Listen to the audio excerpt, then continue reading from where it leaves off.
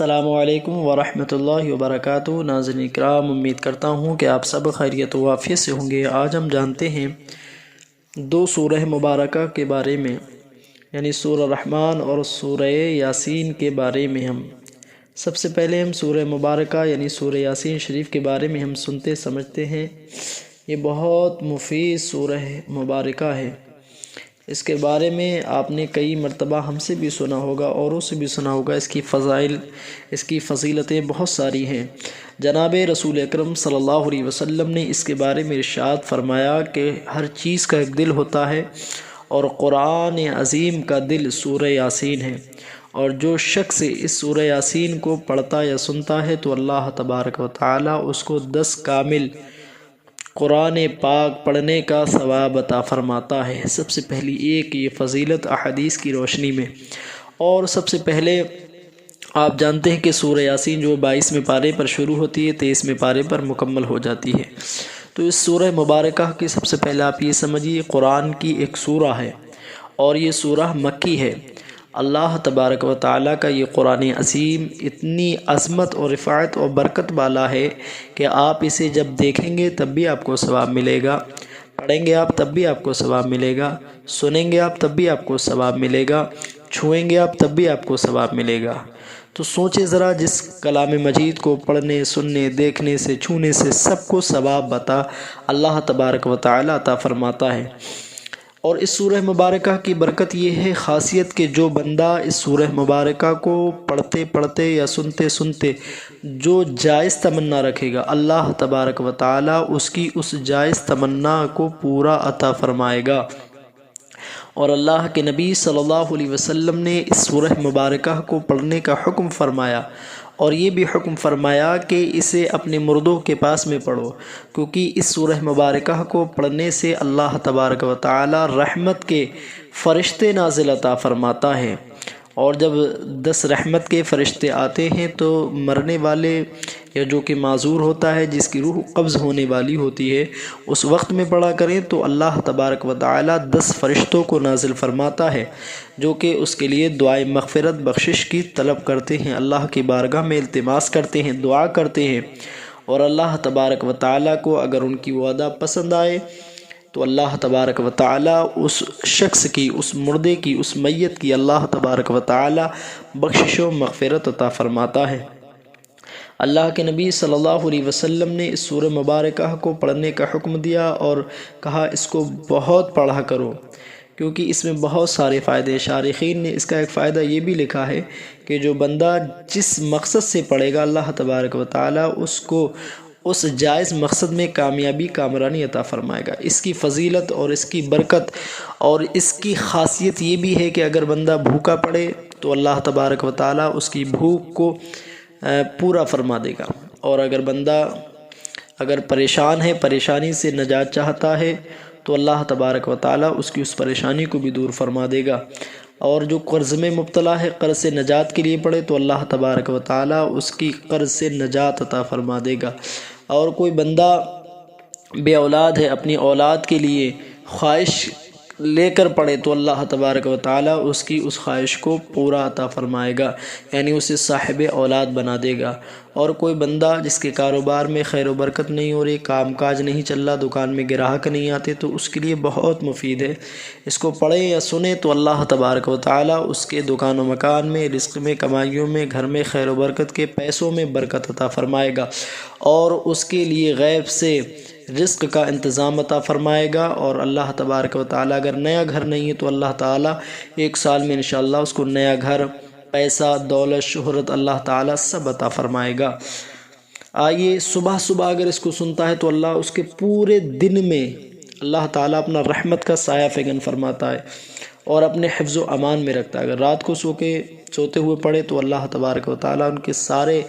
دن کے گناہوں کو معاف عطا فرماتا ہے، اور پھر اللہ تبارک و تعالی اس کی پوری رات فرشتوں کے ذریعے سے اس کی حفاظت عطا فرماتا ہے۔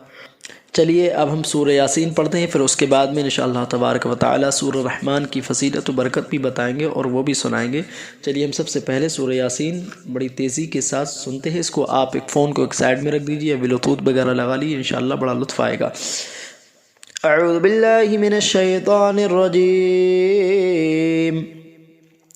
بسم الله الرحمن الرحيم. ياسين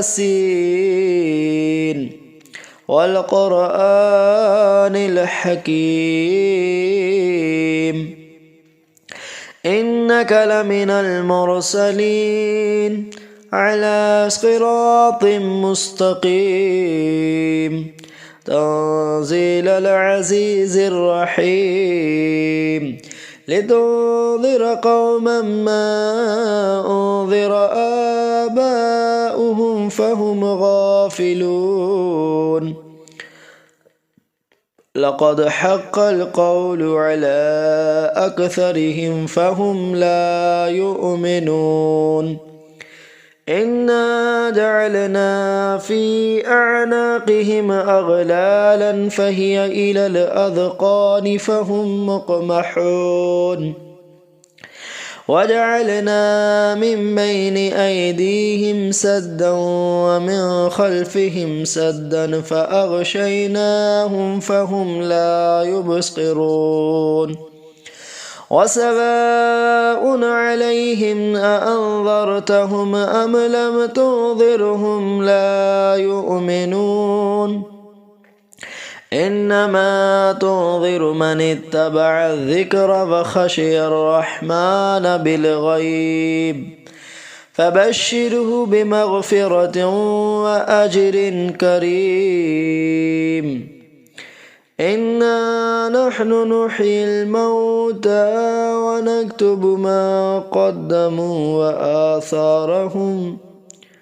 وكل شيء أحصيناه في إمام مبين واضرب لهم مثلا أصحاب القرية إذ جاءها المرسلون إذ أرسلنا إليهم اثنين فكذبوهما فعززنا بثالث فقالوا إنا إليكم مرسلون قالوا ما أنتم إلا بشر مثلنا وما أنزل الرحمن من شيء إن أنتم إلا تكذبون قالوا ربنا يعلم إنا إليكم لمرسلون وما علينا إلا البلاغ المبين قالوا إنا تطيرنا بكم لئن لم تنتهوا لنرجمنكم وليمسنكم منا عذاب أليم قالوا طائركم معكم أئن ذكرتم بل أنتم قوم مسرفون وجاء من أقصى المدينة رجل يسعى قال يا قوم اتبعوا المرسلين اتبعوا من لا يسألكم أجرا وهم مهتدون وما لي لا أعبد الذي فطرني وإليه ترجعون أأتخذ من دونه آلهة إن يردني الرحمن بضر لا تغن عني شفاعتهم شيئا ولا ينقذون إني إذا لفي ضلال مبين إني آمنت بربكم فاسمعون قيل ادخل الجنة قال يا ليت قومي يعلمون بما غفر لي ربي وجعلني من المكرمين وما أنزلنا على قومه من بعده من جود من السماء وما كنا منزلين إن كانت إلا صيحة واحدة فإذا هم خامدون يا حسرة على العباد ما يأتيهم من رسول إلا كانوا به يستهزئون ألم يروا كم أهلكنا قبلهم من القرون أنهم إليهم لا يرجعون وإن كل لما جميع لدينا محضرون وآية لهم الأرض الميتة أحييناها وأخرجنا منها حبا فمنه يأكلون وجعلنا فيها جنات من نخيل وأعناب وفجرنا فيها من العيون ليأكلوا من ثمره وما عملته أيديهم أفلا يشكرون سبحان الذي خلق الأزواج كلها مما تنبت الأرض ومن أنفسهم ومما لا يعلمون وآية لهم الليل نسلخ منه النهار فإذا هم مظلمون والشمس تجري لمستقر لها ذلك تقدير العزيز العليم والقمر قدرناه منازل حتى عاد كالعرجون القديم لا الشمس ينبغي لها أن تدرك القمر ولا الليل سابق النهار وكل في فلك يسبحون وآية لهم أنا حملنا ذريتهم في الفلك المشحون وخلقنا لهم من مثله ما يركبون وإن نشأ نغرقهم فلا صريخ لهم ولا هم ينقذون إلا رحمة منا ومتاعا إلى حين وإذا قيل لهم اتقوا ما بين أيديكم وما خلفكم لعلكم ترحمون وما تأتيهم من آية ربهم إلا كانوا عنها معرضين وإذا قيل لهم أنفقوا مما رزقكم الله قال الذين كفروا للذين آمنوا ونطعم من لو يشاء الله أطعمه إن أنتم إلا في ضلال مبين ويقولون متى هذا البعد إن كنتم صادقين ما ينظرون إلا صيحة واحدة تأخذهم وهم يخصمون فلا يستطيعون توصية ولا إلى أهلهم يرجعون ونفخ في الصور فإذا هم من الأجداث إلى ربهم ينسلون قالوا يا ويلنا من بعثنا من مرقدنا هذا ما بعد الرحمن وصدق المرسلون إن كانت إلا صيحة واحدة فإذا هم جميع لدينا محضرون فاليوم لا تظلم نفس شيء ولا تجزون إلا ما كنتم تعملون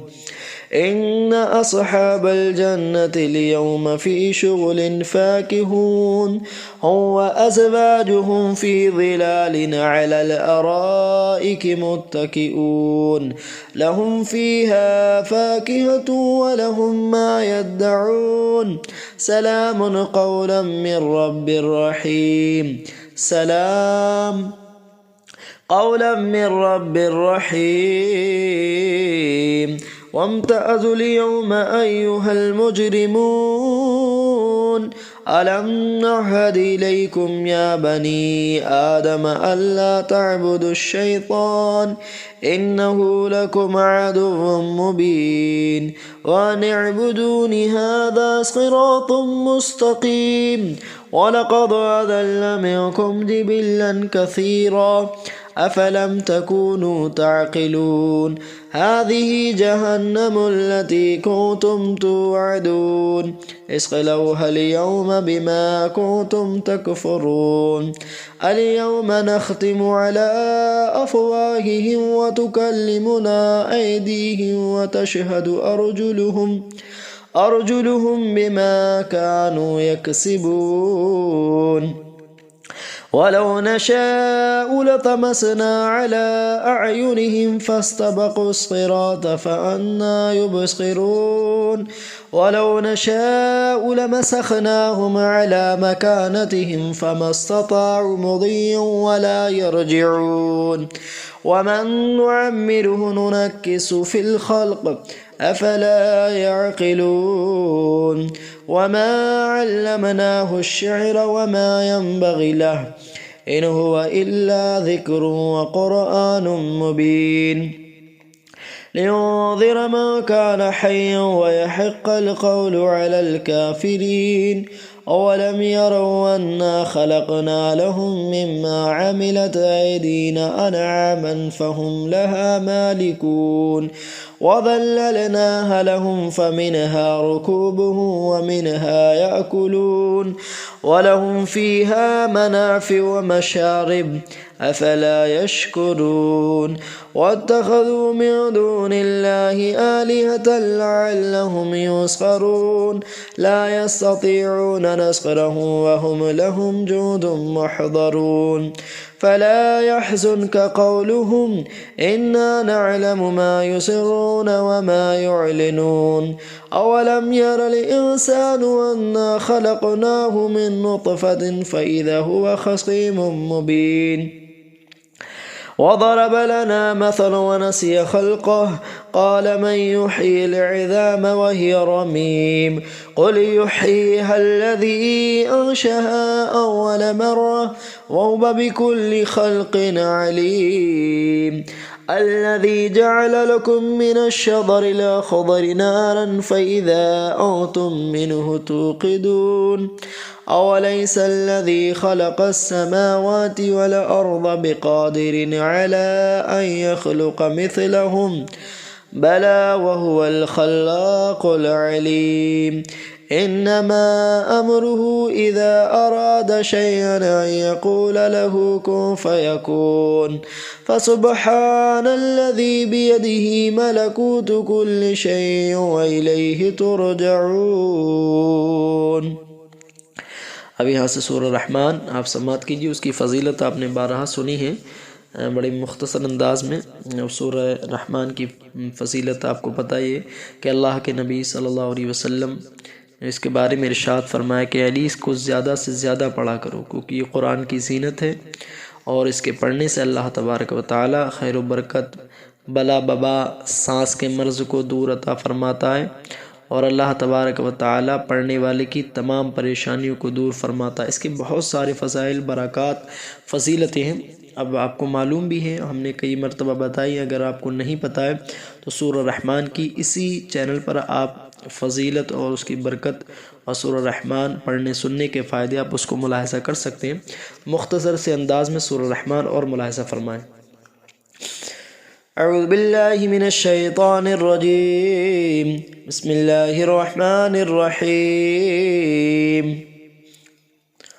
अर्रहमानु अल्लमल क़ुरआन ख़लक़ल इंसान अल्लमहुल बयान। अश्शम्सु वल क़मरु बिहुस्बान वन्नज्मु वश्शजरु यसजुदान वस्समाअ रफ़अहा ववदअल मीज़ान अल्ला ततगौ फिल मीज़ान वक़ीमुल वज़न बिलक़िस्ति वला तुख़सिरुल मीज़ान वल-अर्ज़ वदअहा लिल-अनाम फ़ीहा फ़ाकिहतुन वन्नख़्लु ज़ातुल अकमाम वल-हब्बु ज़ुल-अस्फ़ि वर्रैहान फ़बिअय्यि आलाइ रब्बिकुमा तुकज़्ज़िबान। खलक़ल इंसान मिन सलसालिन कल-फ़ख़्ख़ार वख़लक़ल जान्न मिन मारिजिम मिन नार फ़बिअय्यि आलाइ रब्बिकुमा तुकज़्ज़िबान।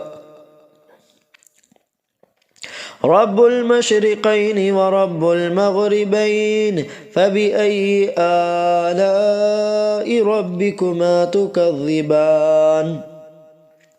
मरजल बहरैनि यल्तक़ियान بينهما برزخ لا يبغيان فبأي آلاء ربكما تكذبان يخرج منه اللؤلؤ والمرجان فبأي آلاء ربكما تكذبان وله الجوار المنشآت في البحر كالأعلام فبأي آلاء ربكما تكذبان كل من عليها فان ويبقى وجه ربك ذو الجلال والإكرام فبأي آلاء ربكما تكذبان يسأله من في السماوات والأرض كل يوم هو في شأن فبأي آلاء ربكما تكذبان سنفرغ لكم أيها الثقلان فبأي آلاء ربكما تكذبان يا معشر الجن والإنس إن استطعتم أن تنفذوا من أقطار السماوات والأرض فانفذوا لا تنفذون إلا بسلطان فبأي آلاء ربكما تكذبان يرسل عليكما شواظ من نار ونحاس فلا تنتصران فبأي آلاء ربكما تكذبان فإذا انشقت السماء فكانت وردة كالدهان فبأي آلاء ربكما تكذبان فيومئذ لا يسأل عن ذنبه إنس ولا جان فبأي آلاء ربكما تكذبان يعرف المجرمون بسيماهم فيؤخذ بالنواصي والأقدام فبأي آلاء ربكما تكذبان هذه جهنم التي يكذب بها المجرمون يطوفون بينها وبين حميم آن هذه جهنم التي يكذب بها المجرمون يطوفون بينها وبين حميم آن فبأي آلاء ربكما تكذبان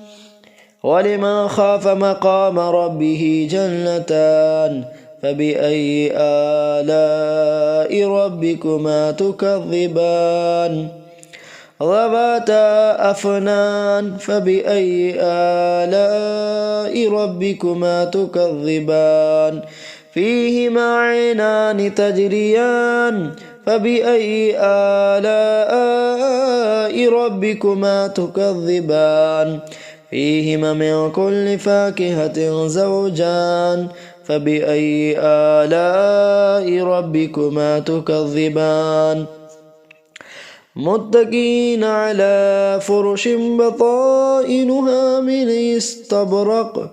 وجنى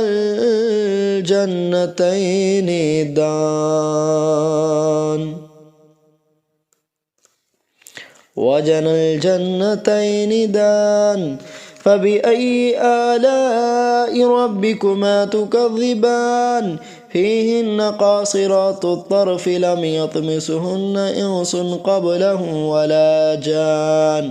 فبأي آلاء ربكما تكذبان كأنهن الياقوت والمرجان فبأي آلاء ربكما تكذبان هل جزاء الإحسان إلا الإحسان فبأي آلاء ربكما تكذبان ومن دونهما جنتان فبأي آلاء ربكما تكذبان مدهامتان فبأي آلاء ربكما تكذبان فيهما عينان نضختان فبأي آلاء ربكما تكذبان فيهما فاكهة ونخل ورمان فبأي آلاء ربكما تكذبان فيهن خيرات حسان فبأي آلاء ربكما تكذبان حور مقصورات في الخيام فبأي آلاء ربكما تكذبان لم يطمسهن إنس قبلهم ولا جان فبأي آلاء ربكما تكذبان متكئين على رفرف خضر وعبقري حسان فبأي آلاء ربكما تكذبان تبارك اسم ربك ذي الجلال والإكرام۔ مختصر سی دعا کر لیجئے۔ اللہ تبارک و تعالیٰ کی بارگاہ میں سب سے پہلے جو پڑھا ہے اللہ اس کے پڑھنے سننے میں غلطیوں سے معاف عطا فرما۔ یا اللہ ہماری اس قرآن کی تلاوت پڑھنے سننے کو اپنی بارگاہ میں قبول عطا فرما۔ اس کی برکت سے مولا تمام کی پریشانیوں کو دور فرما۔ یا اللہ تمام کی نیک جائز تمناؤں کو پورا عطا فرما۔ جو پریشان ہیں ان کی پریشانیوں کو دور فرما، جو بیمار ہیں انہیں شفا عطا فرما، جو قرض میں مبتلا ہیں قرض سے نجات عطا فرما، سب کے ایمان عقیدے جان مال عزت آبرو کی حفاظت عطا فرما۔ تبدم و آخر یا اللہ لپر لا الہ الا اللہ۔ چینل کو سبسکرائب کر دیں، لائک کر دیں، ویڈیو کو اپنے دوست احباب میں صدقہ جاریہ سمجھ کر شیئر ضرور کر دیں۔